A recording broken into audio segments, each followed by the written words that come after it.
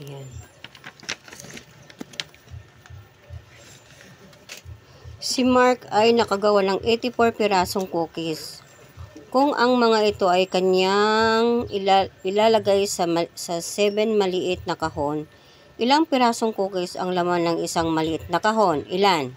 12. Saan yung sagot mo? Ayan, 12. 12 bawat isang kahon. Okay. Number 1, may question dito. Ayan. Ilang cookies ang nagawa ni Mark? Ilang 84 cookies. 84 na cookies. cookies. Okay. Ilang malilit na kahon ang lalagyan ni Mark? 7 na kahon. 7 na kahon. Okay. Isulat ang division equation. Yan, anong sagot mo? 84 divided 7 equals 12. Okay. Then, isulat ang multiplication sentence. 12 times 7 equals 84. Okay. Number 5 na tayo.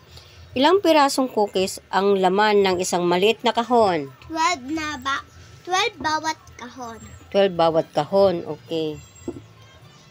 Anong ginawa mo?